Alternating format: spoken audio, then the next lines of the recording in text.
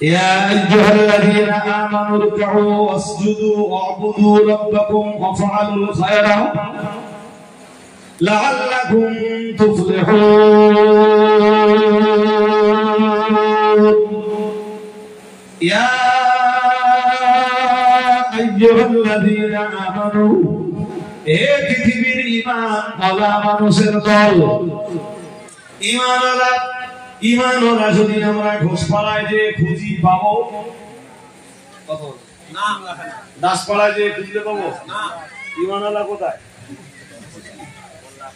তাহলে এই আয়াত মোল্লাদের জন্য কাদের জন্য এই আয়াতের হুকুম মমতা ব্যানার্জির জন্য না নরেন্দ্র মোদীর জন্য কথা বুঝতেছেন এই আয়াতের হুকুম দিলীপ ঘোষের জন্য না এই আয়াতের হুকুম কেবল তাদের জন্য যারা অন্তরে বিশ্বাস করেছেন জবানে স্বীকার করেছেন লা ইলাহা ইল্লাল্লাহ মুহাম্মাদুর রাসূলুল্লাহ সাল্লাল্লাহু আলাইহি ওয়াসাল্লাম যারা ঈমান এনেছেন পরকালকে যারা বিশ্বাস করেছেন আল্লাহ পাকের আসমানী কিতাবকে যারা বিশ্বাস করেছেন আল্লাহর ফেরেশতা মণ্ডলীর প্রতি যারা ঈমান এনেছেন ও বাবাজিরা ভাইরা এরপরে যারা তকদীরের ভালো মন্দ যা কিছু হয় সব আমার আল্লাহর পক্ষ থেকে হয় এই বিশ্বাসগুলো যারাই করেছেন আল্লাহ পাকের কোরআনের এই আয়াতের বিধান তাদের জন্য মহান আল্লাহ তাই শুরুতেই ডাক দিলেন ইয়া আইয়ুহাল্লাযীনা আমানু হে পৃথিবীর ঈমান ওয়ালা মানুষের দল আমরা জানো বললাম লাব্বাইকা ইয়া রাব্বানা হে আমাদের রব আমরা হাজির বলুন কোন হুকুম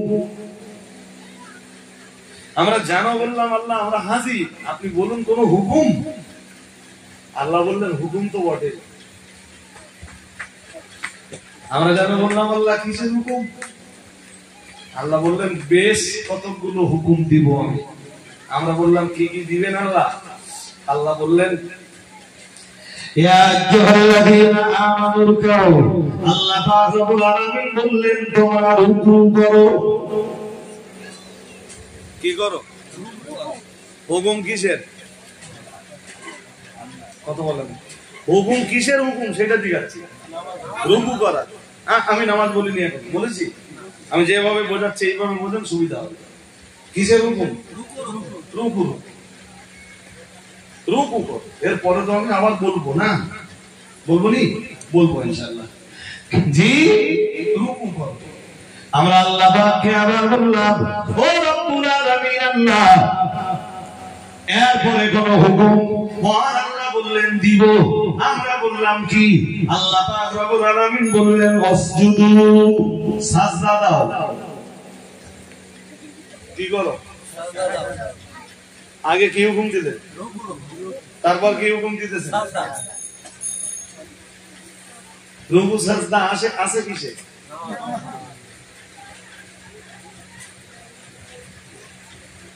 আর এই রুকু সিজদার হুকুম পালন করবে কে দিলীপ ঘোষ বলেন রুকু আর সাজদার হুকুম পালন করবে কে মমতা ব্যানার্জি আল্লাহ ডাক দিচ্ছে কাদেরকে আল্লাহ বলতেছেন ইয়া আইয়ুহাল্লাযীনা আমানু হে ঈমানওয়ালা আমরা আছি তো আর যদি বলেন না হুজুর আমার ঈমান টিমান নেই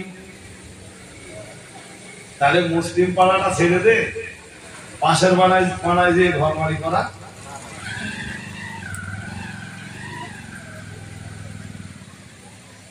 পরিচয় দেবে মুসলমান বলে অথচ রুকু নেই সাজদা নেই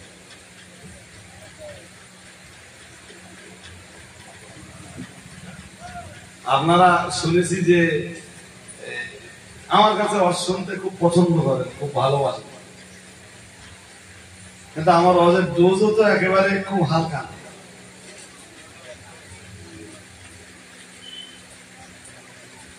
এবার চলুন অন্য আয়াতে যাই সূরা আপনাকে যদি খুব ঠান্ডা মাথায় বলি, সূরা তওবা। কোন সূরা? 10 পারায় শুরু, 11 পারায় শেষ।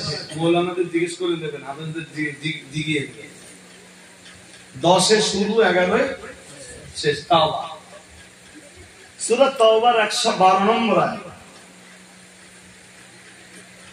সবার মনোযোগ আছে তো নাকি? গভীর মনে শুনতে হবে। আমি গল্প ওনাদের বসে নিয়ে আপনি। التائبون العابدون الحامدون السائحون الراكعون الساجدون الآمرون بالمعروف والناهون عن المنكر والحافظون لحدود الله وبشر المؤمنين।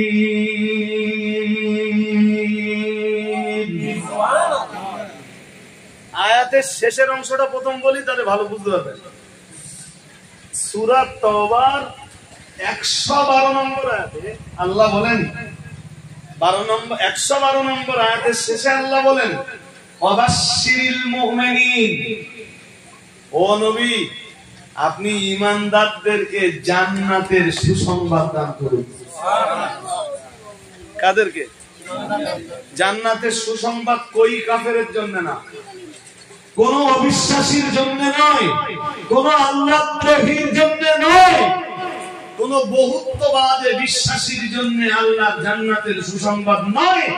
আল্লাহ জান্নাতের সুসংবাদ শুধুমাত্র কেবলমাত্র মুওয়াহহিদিন, পৃথিবীর একত্ববাদে বিশ্বাসীদের জন্য, যাদের কালবে আছে কি আছে? লা ইলাহা ইল্লাল্লাহ। সবাই পড়ুন, ভালো করে পড়ুন, এই কলেমার দাম অনেক। সবাই পড়ুন।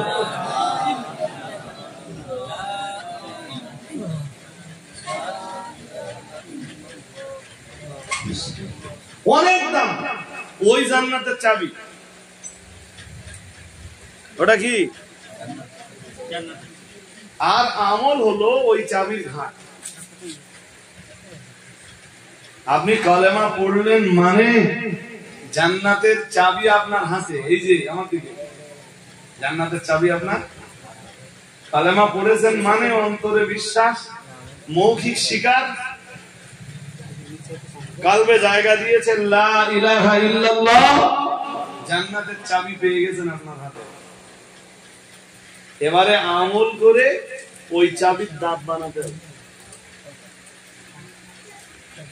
চাবি একটা তালার ভিতরে ঢুকিয়ে দিলেন, যদি ওর দাঁত না থাকে খুলবে নাকি? না।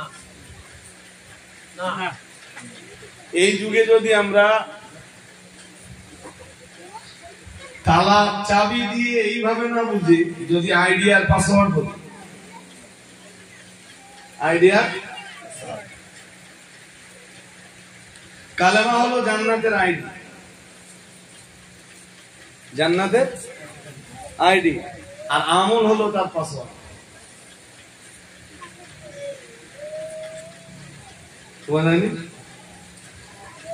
কথা বলেন, বুঝতে কি অসুবিধা হচ্ছে? জান্নাতের আইডি কি? কালেমা। আইডি কি? কালেমা। এই 1400 বছর পেরিয়ে যাওয়ার পরে আমাদের বুঝবার জন্য এইটা সহজ। আর ওর পাসওয়ার্ড কি? নামাজ, রোজা, হজ, যাকাত, স্ত্রীর প্রতি ভালো ব্যবহার, বাবা মায়ের সেবা, প্রতিবেশীর প্রতি ভালো ব্যবহার, এতিম মিসকিন ফকির অসহায় অবকৃষ্টদের দেখভাল, মানুষের প্রতি দুরাচার থেকে দূরে থাকা, এগুলো সবই হলো ওর পাসওয়ার্ড। আইডি আছে বাট পাসওয়ার্ড নেই। দরজা ওপেন হবে, লক ছাড়াবই না, ছাড়াই আপনি রং পাসওয়ার্ড দিয়ে দেখেন, খুলবেন। মোবাইলে যদি আপনি রং পাসওয়ার্ড দেন, খুলবে না।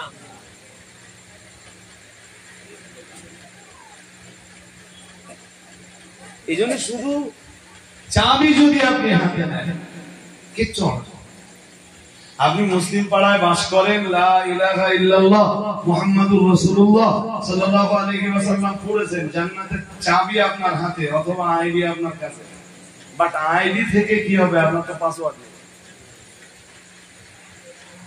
তো পাসওয়ার্ড ছাড়া আইডির দাম আছে?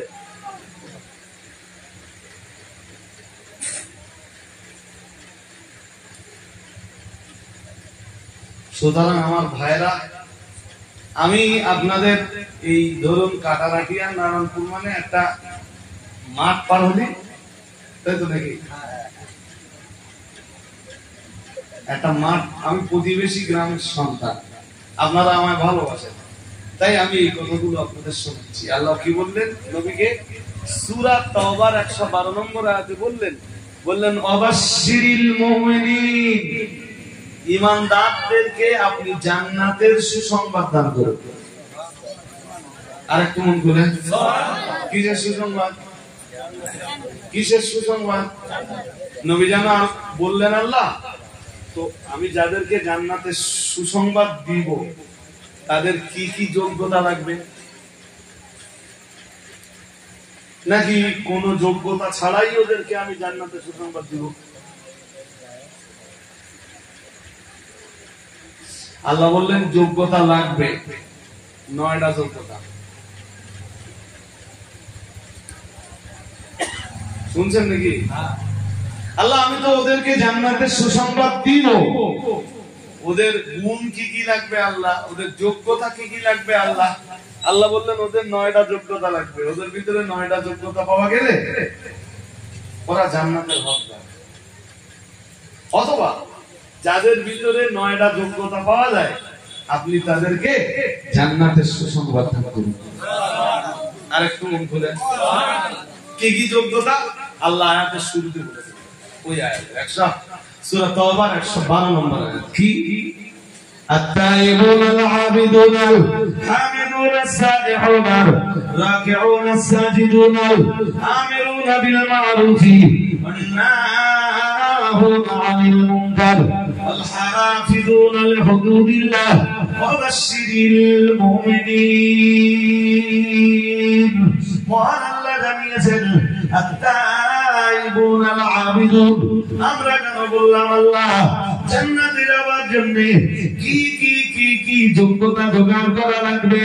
আল্লাহ পাক রব্বুল আলামিন বললেন 1 নম্বরে লাগবে তাওবা।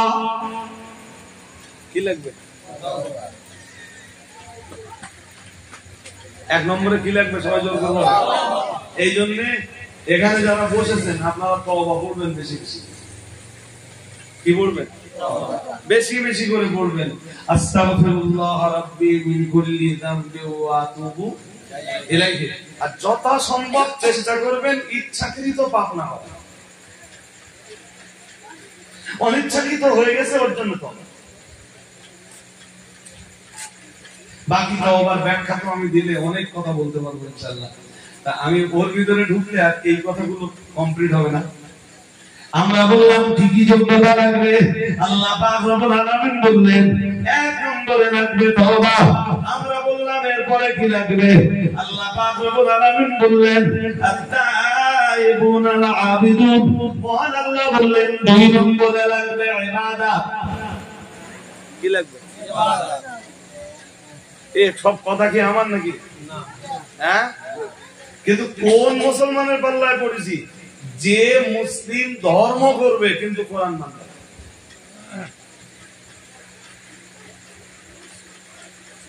1 এ তাওবা, 2 এ ইবাদত। التائبون العابدون الحامدون السائحون। 1 নম্বরে লাগবে তাওবা, 2 নম্বরে লাগবে ইবাদত, 3 নম্বরে লাগবে التائبون العابدون الحامدون। 3 নম্বরে লাগবে প্রশংসা। কার প্রশংসা? প্রশংসা কার? আল্লাহ। তো ও তো নামাজের ভিতরে আছে, প্রশংসাটাও কোথায় আছে? নামাজের ভিতরে। ইবাদতের সবচাইতে বড় অঙ্গই তো নামাজ।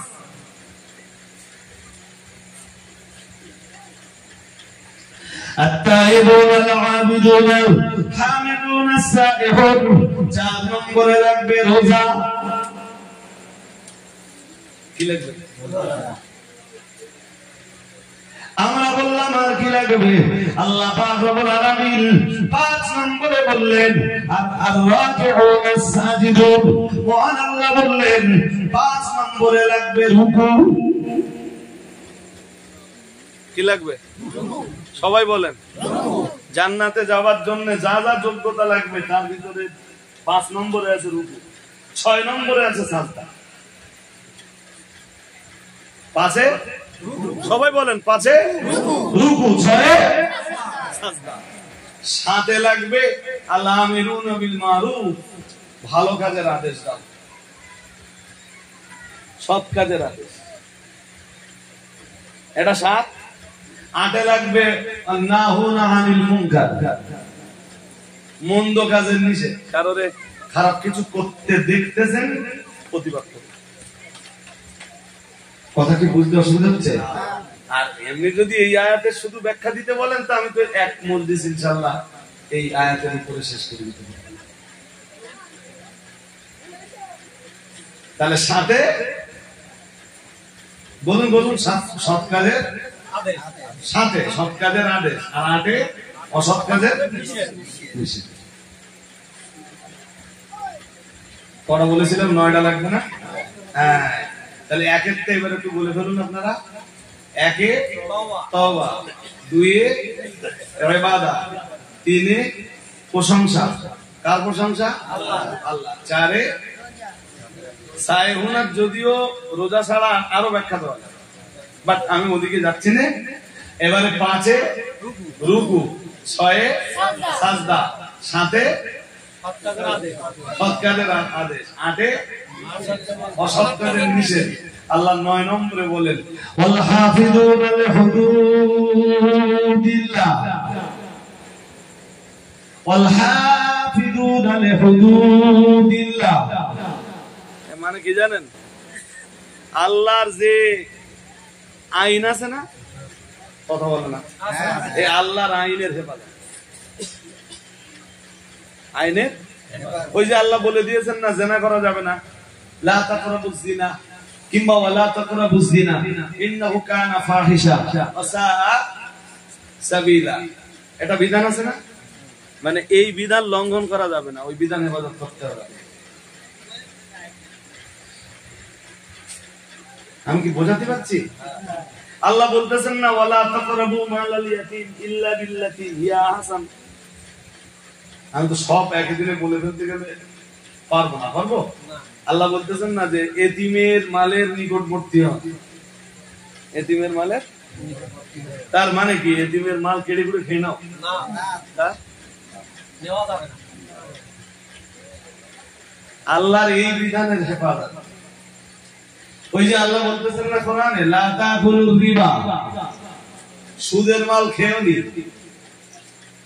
আছে না কোরআনে হ্যাঁ ওইটা মেনে চলো আল্লাহর আইনের হেফাজত মানে কি আল্লাহর আইন মেনে চলো আল্লাহর আইন এটা 9 নম্বরে আল্লাহ দিচ্ছে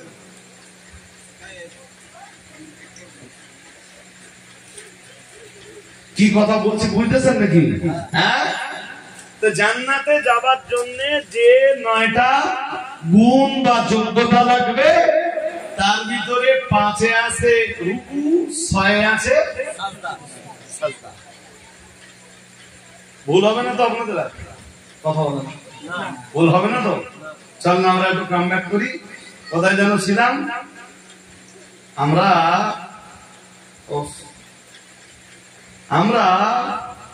সূরা হজ্জের 17 পারার শেষ পৃষ্ঠা থেকে হালকা আলোচনা শুনছিলাম মনে আছে 17 পারার শেষ পৃষ্ঠা সূরা হজ্জের 77 নম্বর আয়াত মনে আছে কি বলেছিল বলেন তো ইয়া আইয়ুহাল্লাযীনা আমানু রুকউ হে ঈমানওয়ালা মানুষের দল ইরকাউ তোমরা রুকু করো কি করো ইরকাউ তোমরা রুকু করো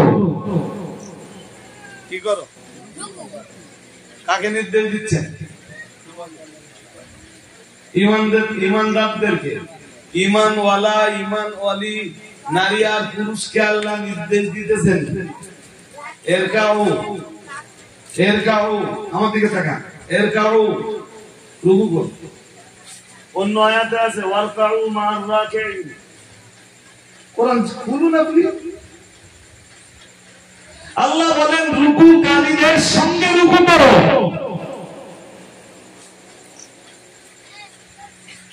সুবহানাল্লাহ, সুবহানাল্লাহ। আরেকটু মন খুলে বলুন সুবহানাল্লাহ। কোথায় রুকু? আজকের মুমিন নামদারি, ঈমানদার নামদারি মুসলমান পাড়ায় বসবাসকারী মানুষদের কোথায় রুকু আর কোথায় সাজদা? ইয়া আইয়ুহাল্লাযীনা আমানু রুকউ ওয়াসজুদু ওয়া'বুদু রাব্বাকুম। আল্লাহ পাক রব্বুল আলামিন জানিয়েছেন, হে ঈমানওয়ালা মানুষের দল, ইরকাউ, তোমরা রুকু করো। আমরা জানো বললাম আর কোন নির্দেশ? আল্লাহ পাক রব্বুল আলামিন আবার বললেন ওয়াসজুদু, তোমরা সাজদা করো। আমরা জানো বললাম আল্লাহ আর কোন নির্দেশ? আল্লাহ পাক রব্বুল আলামিন বললেন ওয়া'বুদু রাব্বাকুম। আল্লাহ পাক রব্বুল আলামিন বললেন তোমাদের রবের জন্য ইবাদত করো। আমরা জানো বললাম আর কোন নির্দেশ? আল্লাহ পাক রব্বুল আলামিন বললেন ওয়াফআলুল খায়রা। ও বান্দা, এক নম্বরে নির্দেশ দিয়েছি রুকু করতে, দুই নম্বরে নির্দেশ দিয়েছি সাজদা দিতে, তিন নম্বরে নির্দেশ দিয়েছি অন্যান্য ইবাদত করতে, চার নম্বরে নির্দেশ দিচ্ছি আল্লাহ পাক রব্বুল আলামিন বললেন ওয়াফআলুল খায়রা। ও আমার বান্দা বান্দীরা, যত ভালো কাজ আছে ভালো কাজগুলির আঞ্জাম দাও। আমরা জানো বললাম আল্লাহ এই আয়াতে তো আপনি আমাদেরকে চারটি নির্দেশ দিয়েছেন। আল্লাহ আপনার নির্দেশ আমাদের শিরোধার্য। ও রব্বুল আলামিন, আপনার নির্দেশ যথাযথভাবে আমরা পালন করব। ও রব্বুল আলামিন, আল্লাহ আপনার শাহী দরবারে আবেদন, এবার কি আমরা জানতে পারি বিনিময়ে আপনি আমাদের কি দিবেন? আল্লাহ, আমরা আপনার জন্য রুকু করব, আপনার জন্যই আমরা সাজদা দিব, আপনার জন্যই আমরা ইবাদত করব। ও রব্বুল আলামিন, আল্লাহ আপনার খুশি, আপনার রেজামন্দির জন্য ভালো কাজ, কল্যাণমুখী কাজগুলো আঞ্জাম দিব, বিনিময়ে কি দিবেন? আল্লাহ পাক রব্বুল আলামিন বললেন লাআল্লাকুম তুফলিহুন। ও বান্দা, মনে রাখো আমার বিধানের বাস্তবায়ন যদি ঘটাতে পারো, আমার জন্য যদি রুকু করতে পারো, আমার জন্য যদি সাজদা দিতে পারো, আমার জন্য যদি ইবাদত করতে পারো, আমার জন্য যদি কল্যাণমুখী কাজগুলোর আঞ্জাম দিতে পারো, আমি আল্লাহ পাক রব্বুল আলামিন আমার তৈরি করা সুখময় জান্নাতের মালিকানা তোমাদেরকে দান করব। মালিকানা মিন্স হকদার। আমি আমার জান্নাতের ওয়ারিস তোমাদেরকে বানাবো, আমার জান্নাতের হকদার তোমাদেরকে বানাবো।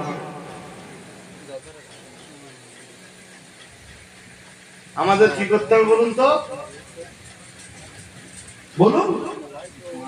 সেই শুরুতে পড়েছিল সূরা সাজদার 21 পারা, সূরা সাজদার 15 নম্বর আয়াত, মনে আছে? হ্যাঁ, সব ভুলে গেছেন অথবা সবাই ছিলেন না তখন। কি বলেছিলাম বলেন দিন? খাররু সুজ্জাদান।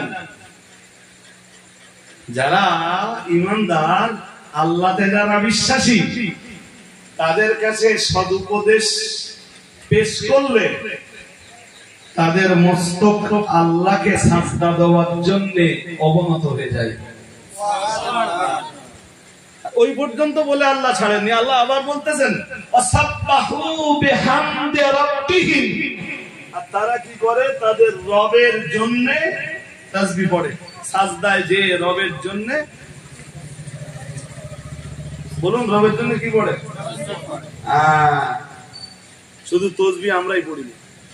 আয়াত পড়ছিলাম সূরা বানি ইসরাঈল থেকে, তার ব্যাখ্যা কোনো করি না। আল্লাহ বলেন তুসাব্বিহু লাহুস সামাওয়াতুস সাব'উ ওয়াল আরদু ওয়া মান ফীহিন্না ওয়া ইন মিন শাইইন ইল্লা ইউসাব্বিহু বিহামদিহি ওয়ালাকিন لا تفقهون تسبيحهم إنه كان حليما غفورا আলেম আর হাফেজ যারা আছে তাদেরকে জিজ্ঞেস করে নেবেন সূরা বানী ইসরাঈলের খুব কমন একটা আয়াত আয়াত নাম্বার 44 ওই আল্লাহ পাকের ফরমান দিয়েছে তুসাব্বিহু লাহুস সামাওয়াতুস সাবউ ওয়াল আরদু মহান আল্লাহ জানিয়েছেন সাত আকাশ আমার আল্লাহর নামের তাসবিহ করে সুবহানাল্লাহ কয় আকাশ মহান আল্লাহ জানিয়েছেন তুসাব্বিহু লাহুস সামাওয়াতুস সাবউ ওয়াল আরদু সাত জমিন আমার আল্লাহর নামের তাসবিহ করে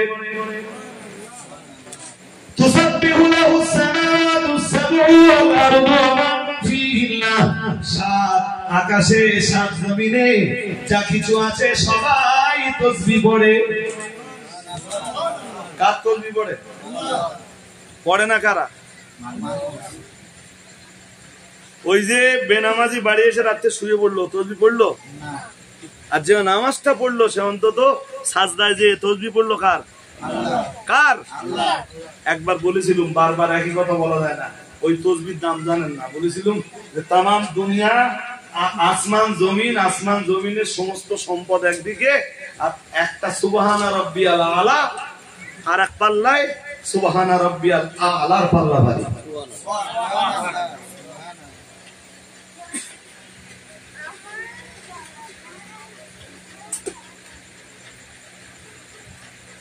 বাট আমরা কি দুনিয়ায় মেতে গেছি না দুনিয়ায় মেতে গেছি ইউসুফ আলাইহিস সালাম তখন মিশরের খাদ্য মন্ত্রী ইতিহাস তো অনেক লম্বা ছোটবেলায় ভাইদের শত্রুতার শিকার হলেন ভাইরা মারতে মারতে কুয়ায় নিক্ষেপ করলো কুয়ার ভিতরে আল্লাহ গায়েবী ভাবে হেফাজত করলেন সেখান থেকে উদ্ধার করে মিশরে পৌঁছে দিলেন মিশরের রাজদরবারে তাকে জায়গা করে দিলেন যখন ইউসুফ নবী যৌবনে পদার্পণ করলেন জোলাইখার কুদৃষ্টি পড়লো ইউসুফের প্রতি অবৈধ প্রেম ভালোবাসা লালন করছিল জোলাইখা তার কলিজায় বাট ইউসুফ তো কিছু জানতেন না ইউসুফ আলাইহিস সালাম আর জোলাইখার যে ইতিহাসটা আল্লাহ কোরআনে তুলে ধরেছেন অ্যাকচুয়াল ইতিহাসটা কিন্তু প্রেম কেন্দ্রিক কোনো ইতিহাস না টোটাল ইতিহাসটা আছে শুধু আমাদের জন্য শিখবার বিষয়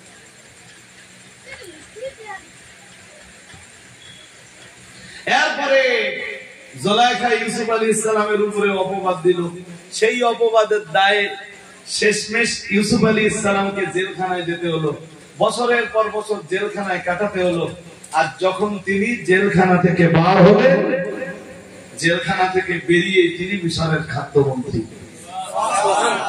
মিশরের অর্থ দপ্তর ইউসুফ আলাইহিস সালামের হাতে খাদ্য দপ্তর ইউসুফ আলাইহিস সালামের হাতে মিশরের খাজানা তখন ইউসুফ আলাইহিস সালামের কবজায় এবং শুধু উনি যে খাদ্যমন্ত্রী খাদ্য দপ্তর ওনার হাতে তা না মিশরের বাদশার প্রধান পরামর্শদাতা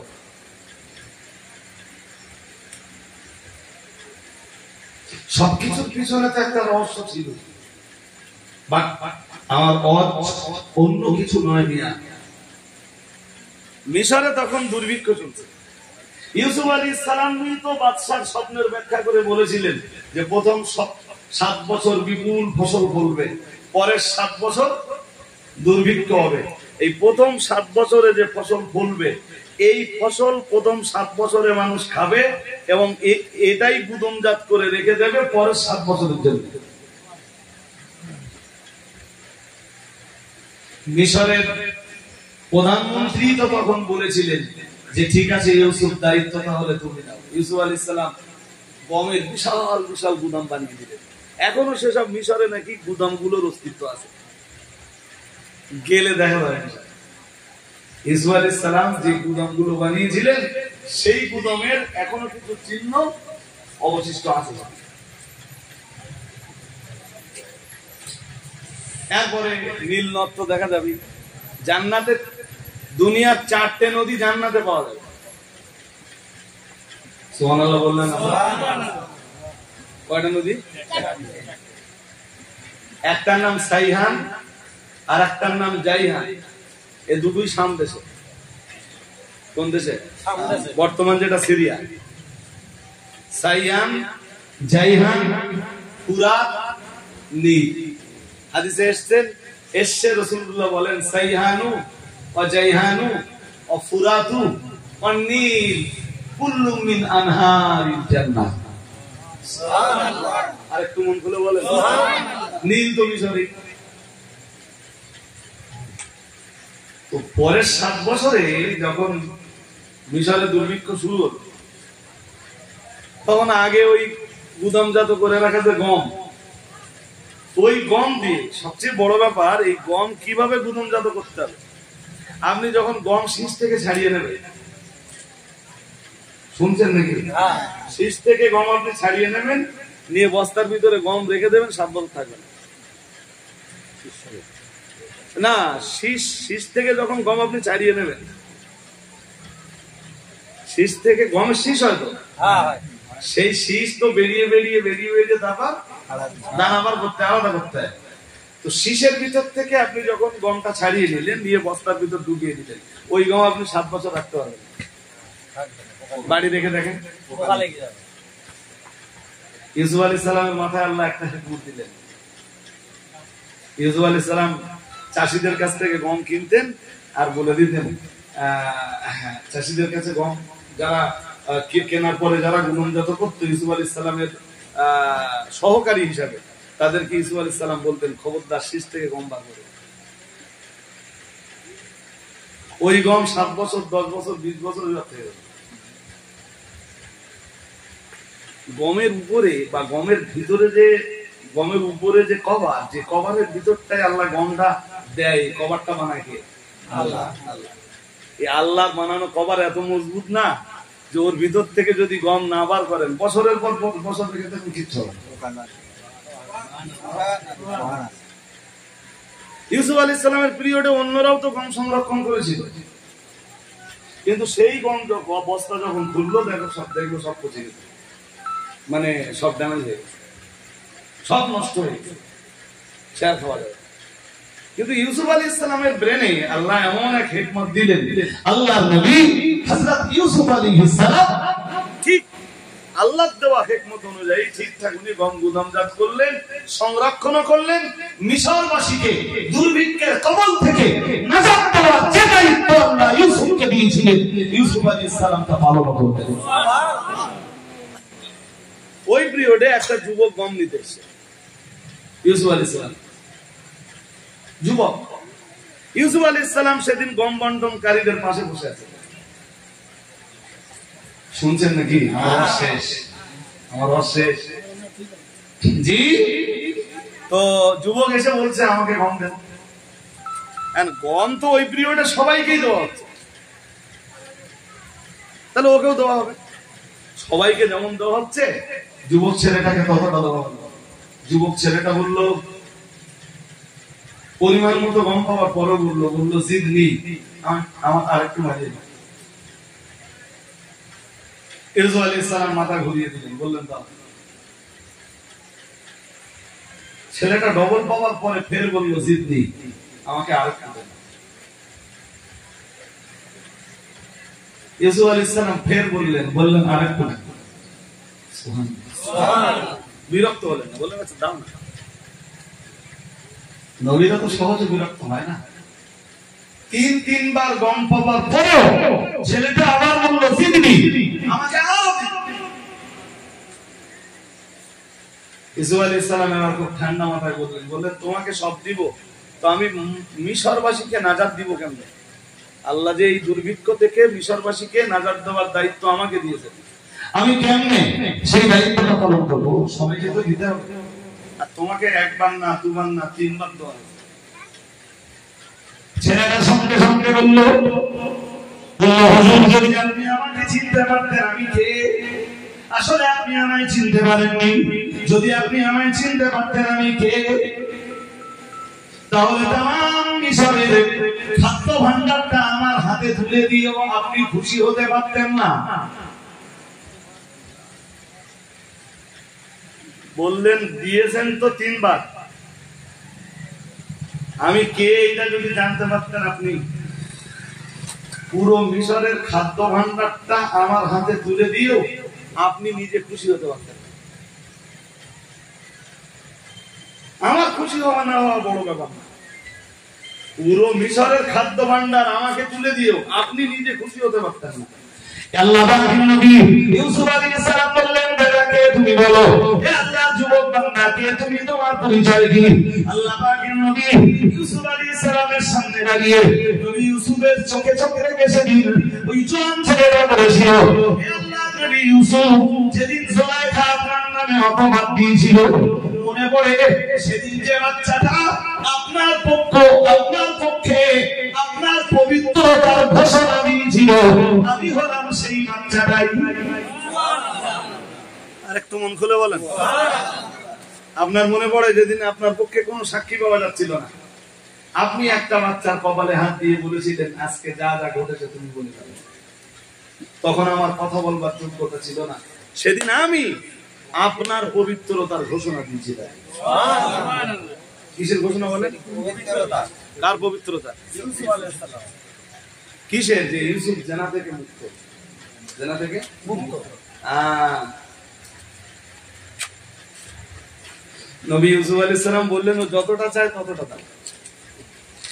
সুবহানাল্লাহ বললেন, ও যতটা চায় ততটা দাও। আজ এই পর্যন্ত শেষ না বাবা, ছেলেটা গম নিয়ে চলে গেল। আল্লাহ ইউসুফ আলাইহিস সালামকে ডাক দিলেন, দেখে বললেন, ইউসুফ, যে খুব মন দিয়ে শুনলেন, বললেন, ইউসুফ, যে ছেলেটা তোমার পবিত্রতার ঘোষণা দিল তুমি তাকে অতটা গম দিলে। ভেবেছো ইউসুফ, যে আমার পবিত্রতার ঘোষণা দেয়, আসমান আর জমিনের তাম ধর্মভান্ডার সত্য আমার কবজায়, যে আমার পবিত্রতার ঘোষণা দিবে আমি তাকে কি দিব, আমি তাকে কি দিতে পারি? ইউসুফ, তুমি কখনো ভেবেছো? সুবহানাল্লাহ পড়েন, আরেকটু মন খুলে বলুন। আমরা নামাজে যেটা পড়ি সুবহানা রাব্বিয়াল আলা, কার পবিত্রতা? আমার মহান রবের পবিত্রতা, আমার মহান রবের পবিত্রতা। এখানে অসুবিধা হয়েছে, মনে আছে? ইউসুফ, যে যে যে তোমার পবিত্রতা ঘোষণা দিল, সে তুমি তাকে এতটা দিলে, তুমি বুঝে দেখেছো যে আমার পবিত্রতার ঘোষণা দেবে, আমি তাকে কি দিতে পারি? কি দিতে পারি ওটা আল্লাহ কোরআনে বলেছেন, পরের আয়াতে সূরা সালতা, ফালা তা'লামু নাফসুন। আল্লাহ বলেছেন কোন ব্যক্তি জানে না, মা উখফিয়া লাহুম, যা তার থেকে গোপন রাখা হয়েছে, তাদের যে আমি কি দিব, যারা আমার জন্য সাজদা দেয়, আমার জন্য তাসবিহ পড়ে, আমার জন্য রাত জেগে কিয়ামে থাকে, মানে নামাজে দাঁড়িয়ে থাকে, আমার জন্য নামাজে বসে থাকে, আমার জন্য সাজদা দেয়, আমার জন্য রুকু করে, আমার পবিত্রতার ঘোষণা করে, তাদের যা আমি দিব সেটা তাদের চোখের আড়ালে আছে। আরেকটু মন খুলে বলতে পারেন না? ওয়াজের প্রাসঙ্গিকতা এখানে শেষ। 4-5 মিনিট একটু মাদ্রাসার দর্শক না, মডেলটা আল্লাহর রহমতে চলছে কয়েক বছর, আর এই মডেলের ফলাফল আপনারা বুঝতে পারবেন। মানে অস করতে গেলে না, আর অস শুনতে গেলে, অস করতে গেলেও যেমন ধৈর্য দরকার, অস শুনতে গেলেও তেমন। কোরআন হাদিসের বয়ান শুনতে গেলে ধৈর্য দরকার, কোরআন হাদিসের বয়ান করতে গেলে ধৈর্য দরকার। সূরা ফাতিহার একটা আয়াতের তাফসীর নেবেন 2 ঘন্টা ধরে, আলহামদুলিল্লাহি রাব্বিল আলামিন। তার জন্য আমারও ধৈর্য দরকার, আর আপনাদেরও ধৈর্য দরকার। প্রথম দিকে যখন বসি মজলিসে, তখন তো শ্রোতাদের মধ্যেই ধৈর্য থাকে না, আস্তে আস্তে আস্তে আস্তে আস্তে আস্তে শ্রোতা বুঝতে শেখে। আলহামদুলিল্লাহ, আবার আসবো, আবার যখন রাখবেন ইনশাআল্লাহ। মাদ্রাসার জন্য কে কি দেবেন ঝটপট বলে দেবেন। মুফতি সাহেব কি করেছেন আমি জানি না, সেটা দিয়ে কালেকশন করছিলেন না কিছু? আমি বেশি চাইবো না, এই মাদ্রাসার জন্য 10 জন লোকের কাছে 1000 টাকা চাইবো, সময় নিল 10 জন 1000 টাকা এক নম্বরে